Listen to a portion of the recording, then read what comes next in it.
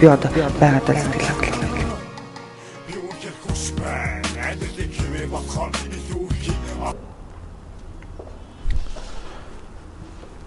Ариун дэрэг үзэгчтэй. Би сэтгүүлч Гэрэл Жаргал байна. Сэтгүүлчийн цаг нэвтрүүлэг эхлэж байна.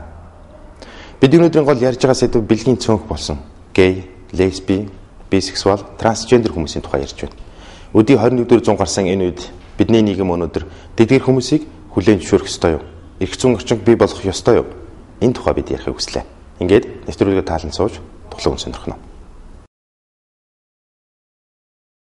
Хинийч хувийн болон гэр бүлийн амьдралд хөндлөнгөөс дур мэдэн буюу хууль бусаар оролцох, орон байранд буюу загтал харилцаанд нууцсанд дур мэдэн буюу хууль бусаар халдах, эсвэл нэр төр алдар хүндэт нь хууль бусаар халдахыг хориглоно. Хүн бүр тийм оролцоо халдлагаас хуулиар хамгаалуулах эрхтэй. Энэ бол үндсэн хуульд заагдсан эргэн хүний нэг эрх. Нэвтрүүлгээ эхлэхээс өмнө манай нийгэмд хүмүүсийн бэлгийн чиг баримжаа, хүйсийн баримжааны илэрхийлэл, хүндрэлтний мөн чанар гэдгийг хүлээн зөвшөөрч чадахгүй улмаас өнөөгийн бидний амьдарч байгаа нийгэмд зарим тохиолдолд шууд ялгарлал үлдэх нэн элбэг байна. Бас лесбиан, гей, бисексуал, трансгендер гэгчлэн бэлгийн чиг хандлагатай хүмүүс өөрсдөө өөрийнхөө төрөлхийн мөн чанарыг ойлгодоггүй. Үндэслэлтэй нотлохоогүй тайлбарлаж чадахгүй, өөрийгөө зөвөр ойлгуулж чадахгүй байдалд ялгарлан гадуурхыг өөгшүүлж байгаа мэт. Гэтэл нэг талаас тэдгээр иргэдийн өөрсдийн хүсэл сонирхол болоод төрөлхийн чиг хандлага нь тодорхойлогдсон байгаа энэ мэт асуудлыг нийгэм хүлээн авах цаг болсон эсэх нь үзэгч та бүгдийн мэлмид орхиё. Харин тэдгээр хүмүүсийн хувьд нуугдмал байх нь магадгүй хувь хүний сонголт байж болох юм. Дуугаа байхаар шийдсэн бол дуугаа байх хэрэгтэй. Нуугдмал байхаар шийдсэн бол нуугдмал байх хэрэгтэй. Хэн нэгэн хүн өөрийнхөө бэлгийн чиг баримжааг хэлж үтсэн хүн тодорхой мэдрэмжийг хүлээн авч байдаг. Тэр нь эерэг эсвэл сөрөг мэдрэмж. Хүлээн зөвшөөрсөн эсвэл хүлээн зөвшөөрч чадахгүй байдал буюу хүчтэй эсэргүүцэлтэй тулгарна. Харин альва нөхцөл байдалд өөрийгөө бусдад ойлгуулж болох хамгийн том зэсэг бол мэдлэг, мэдээлэл. Бусдад зөвөр ойлгуулж чадах ур чадвар юм. Ямар ч тохиолдолд өөртөө итгэлтэй байдлаа харуулж чадвал бусад хүмүүс таныг хүлээн зөвшөөрөх болно. Ингийн тулд лесбиан, гей, бисексуал, трансгендер хүмүүс бид яах ёстой вэ? Өөрчлөлтийг хийхин тулд сөмөр мэдлэгжих явдал танд хамгийн чухал юм. Хүн хүний эрхээ эдлэх ёстой юм бол яагаад бэлгийн цөөнх болсон хүмүүс эрхээ эдлэх гэхээр бэрхшээлтэй тулгараад байна вэ? Би яагаад хүн бүр тэгш эрхтэй гэж тунхагласан үндсэн хуультай оронд амьдарч байгаад ялгарлан гадуурхагдаад байна вэ? Харин энэ асуултыг лесбиан, гей, бисексуал, трансгендер хүмүүс өөрөөсөө асууад үзээрэй. Хинч хэний эрхийг тогтоогоогүй байглаас заяасан хүний эрхээ эдлэхийг хүсч буй бол мэдлэгээ баттах, аривжуул, бусдад өөрийгөө ойлгуулах чадвартай бай. Өөрийгөө хүнтэй адил хүн учир тэгш эрхтэй шүү гэдгийг сануулж байх гол зэвсэг бол мэдлэг, мэдээлэл. Бусдад өгч чадах ур чадвар юм. Монгол улсын засгийн газар бэлгийн цөөнх босон хүний эрхийг хангах, хамгаалах, хөхүүлэн дэмжих амлалтыг аваад даруй 1 жил гаруй хугацааг үдсэн байна. Ямар ч байсан эрүүгийн хуулийн шинжилсэн найруулгыг батлагдах жил байх ёстой.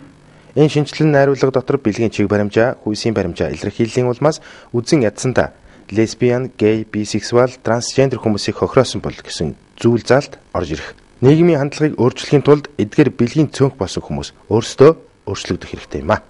Тэгэхээр нийгэмд одоо яг байгаад байгаа юм шиг нэг бол байхгүй байгаа юм шиг юм цөөнх хүмүүс байгаад байдаг. Гэтэл одоо эдний төлөө эдний одоо мэдээж энэ одоо ижлүүлсэн сонирхонд бол хувь хүний өөрийнх нь дурын эрхийн асуудал. А гэлээгээд энэ одоо эрх зүйн орчинд нь Монгол улсад яаж нөлөөлөх ёстой? Магадгүй нэгдүгээрт зарим нэг одоо гадаадын улсууд бол хооронд нь хоримтлах, гэрлүүлэх одоо юу гэдэг за ийм хүмүүс бол байх ёстой. Өөрийнх нь дурын асуудлаа гэж шийдсэн мэт. Монголд энийг одоо бий болгох тэр эрх зүйн орчин тэр хүмүүст одоо тэдгээр хүмүүст ээлтэй тэр эрх зүйн орчин бүрдүүлэхэд юу хэрэгцээтэй байна? Ер нь одоо яг эрх зүйн орчин ямар төвшөнд байд юм бол? За тэгэхээр мэдээж эрх зүйн орчны тухай ярих юм бол мэдээж энэ асуудал мэдээж яг LGBT хүмүүсийн хувьд бол яг одоогийн нөхцөлөд бол тийм хүртээмжтэй биш байгаа. Гэхдээ Монгол улсын засгийн газар бол 2010 онд бол олон улсын хамтын нийгэмлэгийн өмнө амлалт үүрэг авчихсан LGBT хүмүүсийн эрхийг хамгаална, дэмжинэ, тий хангана гэдэг. Энэ юутай холбоотой бол 2010 онд Монгол улсын засгийн газар хүний эрхийн тогтмол түгээмэл хэлэлцүүлгээр ерөнхийдөө Монгол улс дахь хүний эрхийн нөхцөл байдлын төлөв байлаа хэлэлцүүлээд 126 зөвлөмжийг бол аваад хэрэгжүүлнэ гэдэг 2011 оны 5 дугаар сард бол засгийн газар нь 159 дугаар тогтоолоо батлаад нөгөө авсан 126 зөвлөмжөө 62 болгож багцлаад ингээд 2011-аас 14 онд хэрэгжүүлэх ерөнхийдөлгөө гэдэг ингээд гаргацсан байна. Тэрэн дотор бол 3 зүйлийг бол онцлсан байдгийг. Нэгдүгээрт нь болохоор ялгалан адургалт эсрэг хууль тогтоомжтой болох тий бэлгийн чиг баримжаа хүүсийн баримжаа илэрхийлэлд нэмсэн тэр ялгалан адургалтыг хатуу хувирлах тухай тий нөгөөдөөр хүний эрхийн боловсролд үндэслээд суурлаад тий LGBT хүмүүсийн эсрэг гардаг тэр ялгалан адургалтыг бууруулах арга хэмжээ авна гэд тий дээрээс нь нөгөө нэг эвлэлтний эрхийн хамгаалсан баталгааж болно гэдэг асуудлыг ингээд яг ийм гурван зөвлөмжийг бол ерөнхийдөө хэрэгжүүлнэ гэдэг ингээд амлалт үүрэг аваад ингээд явж байгаа. Үүнээс хойш бол ерөнхийдөө Монголын засгийн газар бол тодорхой хэмжээнд бол асуудлуудыг ингээд яриад яриа хэл зөрийн төвшөнд яваад дээрээс нь хүний эрхийн комисс бол энэ дээр маш их анхаарал хандуулж ажиллаж байгаа. Мэдээж эрүүгийн хувьд бол мэдээж үзий ядлаас үүдэлтэй гэмтэр гэдэг зүйлийг зөрчлөх асуудал бол энэ дотор орцсон байгаа тийм. Мэдээж бэлгийн чиг баримжаа хүүсийн баримжаа илэрхийлэлд үндэссэн ямар нэг ялгалан өдрөлтөөс үүдэлтэй хүчрхийл бол гарах ёсгүй маа гэдэг тийм. Гэтэл одоо болтол энэ асуудал бол байсаарлаа оршсоорлоо. LGBT бол ерөнхийдөө ийм төрлийн асуудал дээр бол яг хүний эрхийн мониторинг нэг хэрэг дээр бол ингээд хийсэн байгаа. Тэгээд энэ асуудал дээр тэр хүний эрхийн мониторинг хийгээ явж байхад бол хаана тэг үзий ядлаас үүлээ гэмтрийн тухай ойлголт бол аль ч төвшөнд нь байхгүй байна гэж үзсэн. Яг үзий ядлаас үүлээ гэмтэр гэж яг юу гэлээд байгаа юм тэг яагаад энэ хүмүүсийн ялгалан гадарлаа тэдний түүний мөн чанар нь юу вэ гэдэг ингээд гэтэл дэлхийн улс орнууд бол энийг бол аль хэдийн одоо тодорхойлж гаргаж ирээд эрүүгийн хуульд тусгаад ингээд явж байгаа улс орнууд бол байна. Жишээл Европын холбоо аль хэдийн энэ тухай тодорхойлоо тий үзий ядлаас үүлдэлтэй гэмтэр гэдэг маань тий ялангуяа бэлгийн чиг баримжаа хүүсийн баримжаа илэрхийлж үндэсэн үзий ядал гэдэг бол ийм юм байдаг маа гэдэг тодорхойлолтыг гаргаад энэ нь бол Европын холбооны улс орнууд өөрсдөө хууль тогтоомжид оруулаад иргэний эрхийн хүлээмжшөөрөөд тий тэрийг эрүүгийн хууль тогтоомжоор хамгаалаад ингээд явчихна. Монгол улсын засгийн газар өнөөдөр мэдээж энэ асуудал дээр бол илүү их анхаарал хандуулах байх гэж найдаж байгаа. Дээрээс нь хүний эрхийн үндэсний комисс гэсэн энэ асуудал дээр бол маш их анхаарал хандуулж ажиллаж байгаа. Тийм болохоор цаашдаа бол эрх зүйн орчин бол өөрчлөгдөх байх гэсэн итгэл найдар бол биднэрт бий. Энэ нийгмийн бүхэл институтууд өөрсдөө ямар нэгэн байдлаар ялгарлалыг бий болгож идэг, үзүүлж идэг тий. Одоо жишээлбэл төрийн үйлчлэгээ авах гээд ажил эрүүл мэндийн үйлчлэгээ ч гэдэг юм уу те сургуулийн орчинд ч гэдэг юм уу те ялангуяа LGBT хүмүүсийн хувьд бол ямар нэгэн байдлаар ялгарлан гадуурлын тэр нэг мэдрэмжийг аваад идэг те. Ерөнхийдөө нөгөө ялангуяа трансгендер хүмүүс бол харагдах байдлаас болж ялгарлан гадуурлах гудамжинд явж байхад нь тэгээ хөөе мөө тэрэ инэ гэл ингээд дуудах явдал байдаг те. Мэдээж энэ одоо яг тэр ялгарлыг үзүүлээд байгаа хүмүүсийн буруу бас биш байх гэж би боддог. Яг бол бэлгийн чиг баримжаа хүүсийн баримжаа илэрхийлэл гэж яг юу юм бэ гэдэг тэр ойлголт хаана байхгүй байгаад байна. Тэ энэ юм өөрөө энэ төрлийн ойлголт нь өөрөө шинэлэг зүйл болчиход байгаа байхгүй.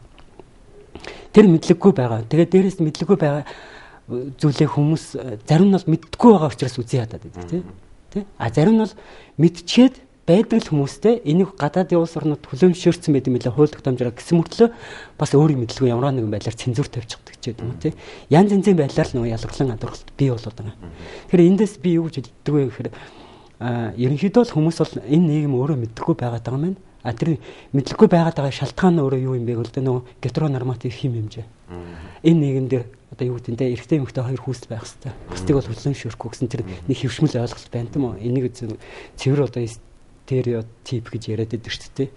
Тэр хөвшмөл ойлголтоос үүдэлтэй тэгээд одоо жишээлбэл арай нэг нас акцаа эрэгтэй хүн ганцаараа яваад тахмал чи яагаад гэрэлдгүүмээр ч гэдэг юм те. Эмэгтэйг нь болохоор чи нөхөрт гараачаа гэж ингээд загнаад идэг те. Гэр бүлийн зүгээс ч гэдэг юм уу найс нөхөд хамаатан сад. Энэ бол өнөөдөр нийгэмдэр үүдэг энгийн үзэгдлүүдийн нэг байхгүй. Гэтэл бэлгийн чиг баримжааны ялгаатай төрчихсөн хүн бол яах нь өөрөөр амьдрах эрхтэй боловч нийгмийн зүгээс ямар нэгэн байдлаар гэр бүлийн зүгээс ч гэдэг юм те. Найс нөхдийнхөө зүгээс ажлын хамт олонны зүгээс нэг тиймэрхүү байдлаар дарамтанд орж идэг. Тэр нь өөрөө сэтгэл зүйн дарамт үүсгдэг л байхгүй. Түүнээс ш одоо энэ хүмүүс чи мэдгүй байна гэдэг ингээд буруутгаад авах бол нэг тийм бас зөв зүйл биш. Тий.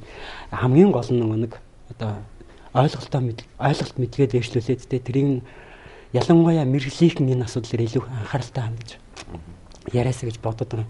Сайхан би нэг телевизээр нэвтрүүлэг үзсэн л дээ. Тэр нэвтрүүлэг дээр бол нэг сэтгэл зүйч хүн ярьжсэн тий. Энэ бол байж болохгүй босромог зүйл тий. Дээрээс нь тэгээд бас нэг залуу хувцастаад ингээд ярьжсэн асуудал байгаа. Тэгээд тэр нэвтрүүлгийг үзчихэд би бас бодож лээсэн л та. Үнэхээр мэрэгжлийн хүн ийм байхад те зүгээр тэр одоо долоон буудалд амьдарч байгаа нэг одоо настай эмээч гэдэг юм уу те тэр хүмүүс биднийг ойлгохгүй байх нь аргагүй юм уу те. Ялангуяа сэтгэл зүйч хүн тийм хандлага гаргаж яахт те. Зүгээр нэг арилаа хийгээд явж байгаа тийм үү гагнуурчин ч гэдэг юм уу те тэнд малаа хариулаад явж байгаа малчин энэ тухай асуудлыг бол ойлгохгүй байх нь аргагүй шүү дээ. Тэгэхээр тэр хүмүүсийн буруу бас биш. Тэгэхээр яах нь илүүтэй мэрэгжлийн энэ асуудал дээр илүү одоо юу гэдэг мэдрэмжтэй ханддаг байгаасаа гэдэг асуулт яригдаад байгаа байхгүй. Мэдээж хууль тогтоомжид бол аяндаа өөрчлөлт орох байх тийм үү.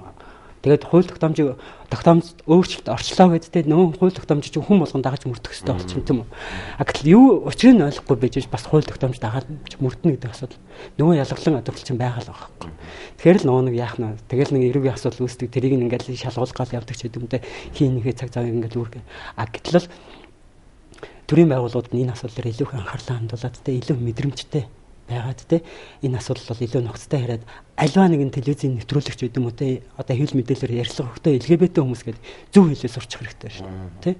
Тэгэхгүй бэлгийн цөөнх гэж нэг яриад ижил хүүснүүд гэж нэг яриад те одоо юу гэдэг нь те бүр бэлгийн чиг хандлага хүртэл гэж ярих тийм үзэгдэл байгаад байдаг байхгүй. Нөгөө мэрэгчдийн хүмүүс. Тэгэхээр мэдээж төрийн албаа хаагч хүн тэгээ ярьчихаар зүгээр нэг жирийн телевиз үзээ сууж байгаа үзэгч бол гэж л ойлгож байгаа шүү дээ те. Нөгөө мэдрэхгүй байдлыг нь улам одоо юу гэдэг нь дэврэх тийм асуудал үүсдэг байхгүй. Өнөөдрийг хүртэл бидний дунд байсаарч байгаа бэлгийн цонх гэж хэлж болох тэдгээр иргэдийг нийгэм хэрхэн хүлээж авах вэ? Нэг талаас энэ тухайн хүний эрхийн асуудал боловч 2 сая гаруй хүн амтаа манай улсын хувьд нийгэм өөрөөр энэ тал дээр бэлэн байна уу? Нийгмийн иргэдийн ойлголт ямар төвшөнд байгааг тэр хандлагыг бид өөрчлөх ёстой. Эсбөгөөс өөрчлөх талаараа бид өдий 21-р зуун гарсан энэ үед шийдэх хэрэгтэй. Цаашлаа тэдгээр иргэд рүү чиглэсэн хууль эрх зүйн орчин бий болгох хэрэгтэй мэт. Эдгээр бэлгийн цонх болсон иргэд рүү чиглэсэн төрийн бус байгууллага өнөөгийн нийгэмд хэд байгаа. Харин албан бусдаагаар зөвхөн нэг төрийн бус байгууллагад идэвхтэй харилцдаг 500 гаруй гей залуучууд байдаг гэсэн тоон судалгааг холбогдох байгууллагууд гаргасан байна. Зөвхөн нэг байгууллагатай харилцаж байгаа хүмүүс байхад нуугдмал олон тооны ийм хүмүүс байгаа. Ижил хөөстөн гэдэг данганц гей, бисексуал гэж ойлгож болохгүй юм а. Монгол улсын үндсэн хуулийн 19-р зүйлээр төрөөс иргэнийхээ өмнө хүлээх хүний эрх чөлөөг холбогдсон 3 үндсэн үүргийг хариуцуулж өгсөн байдаг. Үүнд нэгдүгээрт нь хүний эрх чөлөөг хангах хууль эдийн засаг, нийгэм, хууль эрх зүйн болон бусад баталгааг бүрдүүлэх. Хоёрдугаарт хүний эрх чөлөөг зөрчигчдөө тэмцэх. Гуравдугаарт хөндөгдсөн эрхийг сэргээн эдлүүлэх төрийн үндсэн чиглэл юм а гэж заасан байдаг. Эдгээр үндсэн үүргийн 2, 3 дахь тодорхойлогдсон баталгаа бүрдээгүйгээс эсвэл санаатаар гажууд дууснаас үүссэн сөрөг үр дагаврыг төрөөс дасан зогсоох, засаж залруулахтай холбогдуулан үйл ажиллагаагаа явуулна гэж тодорхойлдог. Эндээс үзэхэд лесбиан, гей, бисексуал, трансгендер хүмүүсийн эсрэг гардаг ялгуурлан гадуурхалт, үзэн ядалтаас үүдэлтэй гэмт хэрэг, эрх чөлөөг нь зөрчигдсөн асуудлыг сэргээх нь төрийн үүрэг болох мэт тодорхой харагдаж байна. Харин лесбиан, гей, бисексуал, трансгендер хүмүүсийн эрхийг хамгаалалт нь энэхүү хүний эрхийг хамгаалах механизмын гадна байгааг бид санах ёстой. Нийгмийн хандлага үнэн зөв мэдээлэлгүй байгаагаа улмаас нийгмийн бүхий л институцийн хүрээнд ялуулан гадуурхалт бодитоор оршсоор байгаа гэдгийг лесбиан, гей, бисексуал, трансгендер хүмүүс болгон мэдэж байгаа бах. Энэ мэдээж Монгол улсын засгийн газрын зүгээс хийх ёстой ажил үүрэг боловч энэхүү ажилд дээрх бэлгийн цөөнх хүмүүсийн оролцоо хамгийн чухал үүргийг гүйцэтгэх болно. Яагаад гэвэл лесбиан, гей, бисексуал, трансгендер хүмүүсийн дуу хоолой нь энэ үйл явцад хүний эрхийг бүрэн дүүрэн багтаасан ээлтэй эрх зүйн орчин бүрдэх асуудал бүрхэг болсоор байна. Хамгийн их бэрхшээл тулгардаг хүмүүс нь бол ерөнхийдөө өсвөр насныхан байдаг. Өсвөр насныхан яг нөгөө бэлгийн боожлт явд дуусаад тий бэлгийн боожлтод дуусаад өөрийгөө таньж мэдрээд яг тэр үед л нөгөө хүүхдийг зөв чиглүүлэх хэрэгтэй байдаг юм л да. Ялангуяа өсвөр насныхан. Тэгээд дээрээс нь нөгөө төлөвшлийнхээ хувьд бүрэн гүйцэд бас төлөвшж хамжаагүй байдаг. Тэгээд үзэл болон тогтоогүй байдаг.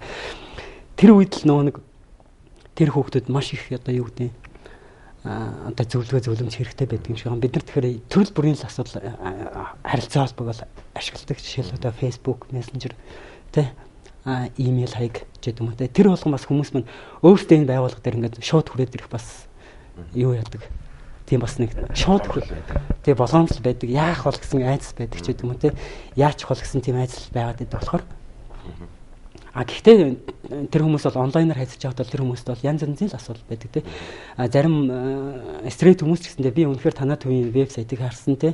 Танаа төвийн Facebook пэйжийг харсан тий. Үнэхээр бас та нарыг ингээд дэмждэг шүү гэсэн ийм сайхан сэтгэлдтэй хүмүүс ч байдаг тий. Янз янзын хүмүүс биднэрт бол ханддаг. Заримдаа бол илүү асуудалд орсон хүмүүс бол ялангуяа хууль эрх зүйн чиглэлээр зөвлөгөө авдаг хүмүүс бий. Тэр хүмүүс ойлгомжтой шүү дээ. Хүний амьдрал тулгардаг л асуудалд орчихсон тий. Тэр асуудлыг яаж шийдэрлэх вэ? Тэгээ миний бэлгийн чиг баримжааг одоо мэдчихвэл одоо яах вэ гэдэг асуудалтай л тулгараад байдаг байхгүй. Хин нэг хүнд одоо зодуулаа зохиулсан байлаа гэхэд нөгөө гэрийнхэнд мэдгчүүл яах вэ? Тэгээд гэрээнд мэдчихвэ гэдэг үүднээс одоо цагдаа хандж чадахгүй байдаг ч юм уу те. Гэтэл нөгөө нэг төрийн байгууллагуудын хандлага бол өөрчлөгдөд байгаа байхгүй. Асуулыг хүлээж авдаг болчихсон те цагдаагийн байгууллага.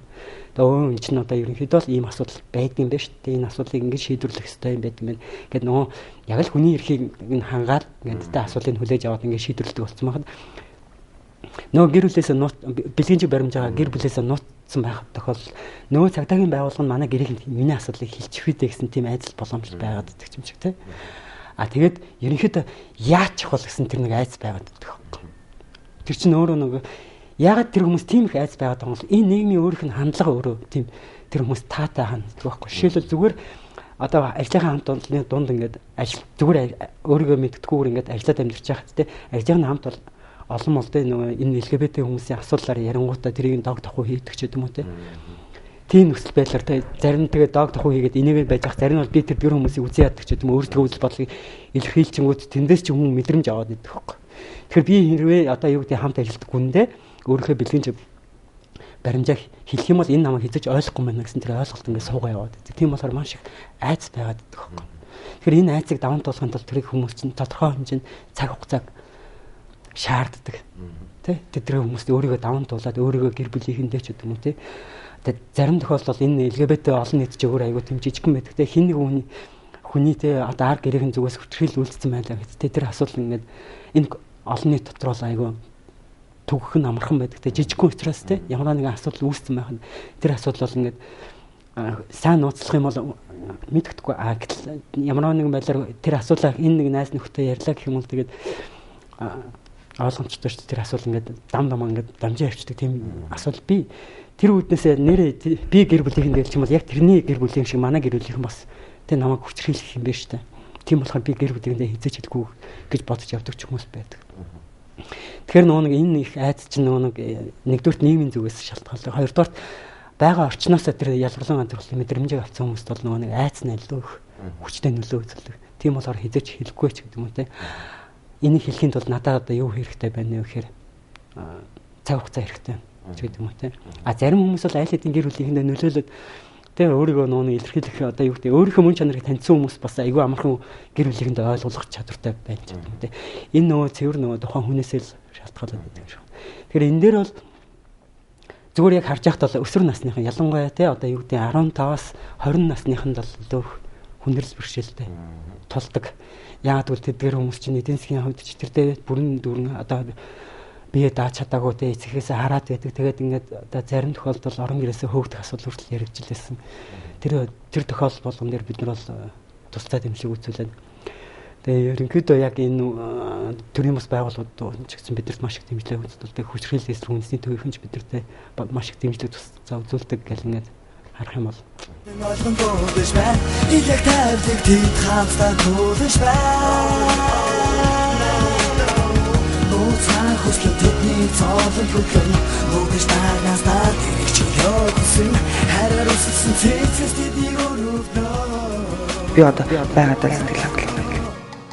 Юу ч хүч байна. Адилхан хэмээ бахад юу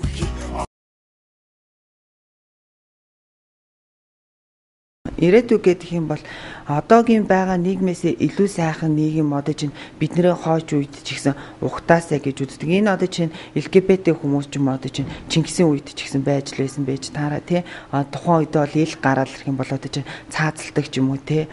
Одоо бол нийгэм бол илүү чөлөөтэй хүлээж авдаг болсон хоош юм урагшлах уу гэхээс хоош ухарна гэж байхгүй учраас ирээдүйд бол илүү сайхан нийгэм хүлээж байгаа гэдэг итгэж байна.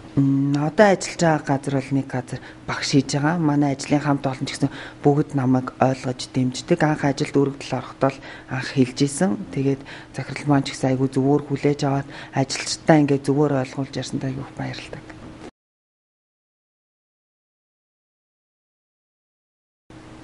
Би бол тэрийг бол стайсан хэлж мэдгүй нэг манай гэрийн угаасаа намайг л ах багаас минь анзаарч эхэлж исэн юм байлээ л нэ.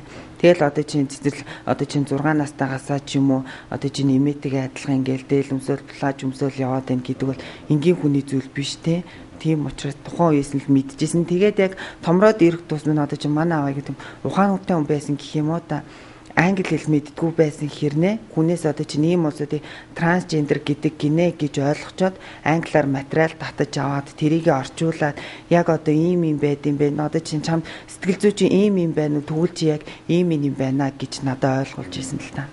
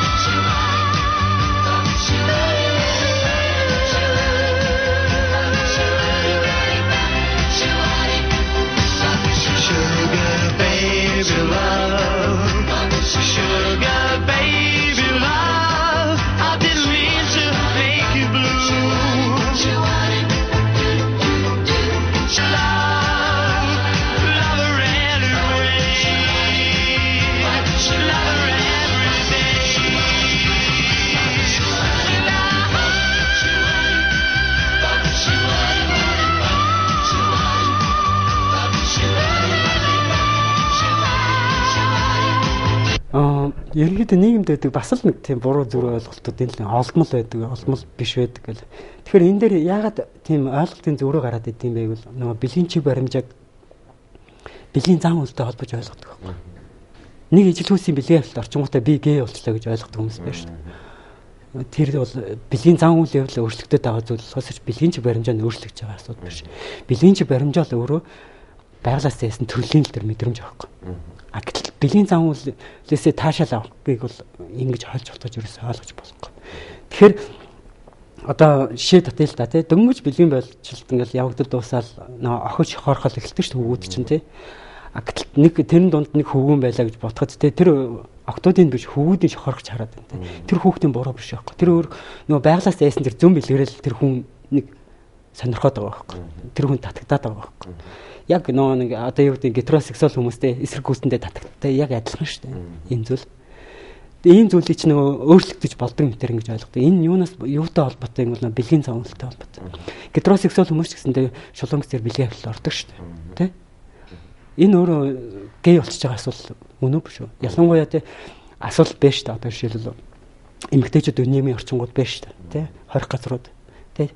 Зэргийн ангид ихтгэлүүд, тэ? Нөхцөл байдал засрангууд буцаад нөө бэлгийн зам үйлээ өөрчлөлтөд явчихж шүү дээ. Тэ? Бэлгийн зам үйлийг бол яаж л хүн өөрчилж болно. Ямар ч зам үйлтэй байж болно. А эрсэлтгүй үнэхээр эрсэлттэй бол тэр эрсэлтийг бас бэлтгэр зам үйлээ хүн өөрчилж болох байхгүй. Энд чинь өөрөө хүний бэлгийн амьдрал чинь хүний амьдралын хамгийн салшгүй нэг хэсэг шүү дээ, тэ? Тэр бэлгийн амьдрал дахь бэлгийн зам үйлээ бол хүн өөрчилж болдог бол бэлгийн чиг баримжааг өөрчлөх юм боломж байхгүй. Тэр нөгөө байгалаасаа л тэгээд тогтсон зүйл, тэ? Тэгээд энийг чинь эрдэмтэд янз янзаар л маргаал гэдэг юм л. Яг одоо яг юунаас болоод те ижил хүүстэндээ татагдаад байгаа юм те. Одоо юу гэдэг яг юунаас болоод эсрэг хүүсийнхээ хүн татагдаад байгаа юм гэдэг тэр зүйлийг чинь нэг одоо л шинжлэх ухаан бол тодорхойлж чаддаг батлаад нотлоод гаргаад ирч чадахгүй юу. Ямар ч хэсэнд одоо юу гэдэг хамгийн их ярддаг нэг тийм онол яагаад байгаа юм. Тэрийг бол ерөнхийдөө хүн болгон л дөрддөг юм л да. Тэр нь болохоор юу вэ гэвэл нөгөө нэг өнчин тарих бүрэлдээд юу лээ эхийн ураг 28 7 хоногтод л ер нь тэр өнчин тарих мэрх бүх юм бүрэлдээд бий болоод ингээд тэр л үйл нөгөө хүний бэлгийн чиг баримжаа тогтцдог юм байна л да. Тэгээ дээрэс нь энэ нийгэм чинь өөрөө бас буруу ойлголттой байна. Гетеросексуал хүмүүс өөрсдөө бэлгийн чиг баримжаа юм шиг. Бэлгийн чиг баримжааны асуудал гэж ярихаар л LGBT хүмүүсийн асуудал мэт ойлгодог байна. Гэтэл бол тийм биш шүү дээ. Бэлгийн чиг баримжаа чи өөрөө гетеросексуал, гомосексуал те бисексуал гэх ингээд яригддаг л асуудал байхгүй. Гэтэл өөртөөс ингээд хол авч тавиад тэ гетеросексуал хүмүүс нь бэлгийн чи баримжааны асуудал тавингууд LGBT хүмүүсийн асуудал гэдэг ингээд тусдан тавьж тавьдаг ийм бас буруу ойлголтууд байна шүү дээ.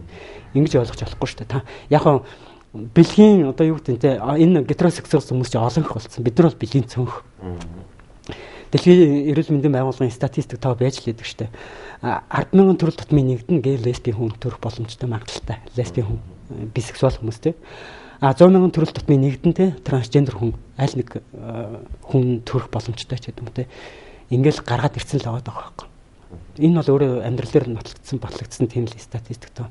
Тэгээ ерөнхийдөө бол баримжаагаар бол ерөнхийдөө дэлхийн хүн тухайн улсын хүн амын одоо юу гэдэг 10% нь ер нь бэлгийн чиг баримжааны хувьд бол ялгаатай байх боломжтой ч гэдэг юм тий. Иймэрхүү статистик тоо. Энийг бол олон дэлхийн нийтээрээ хэрэглэдэг тийм баримжаасан тоо байгаад байгаа. Монгол улс өнөөдөр 2.7 сая хүн амтай л гэж байна тий. Үүний одоо юу гэдэг 10% ч гэдэг юм, 5% ч гэдэг юм, 8% ч гэдэг юм тий. LGBT хүмүүс байж болно шүү дээ. Илэг тавьдаг тийм хамтдаа туулж байна. Нууцхан хөслөд тэдний цоолон хөдлөн нүгэж тагнаас дээрх чи явсан хараар үссэн цэцэс тэдний өрөвнө. Би одоо байгаад л сэтгэл хангалуун.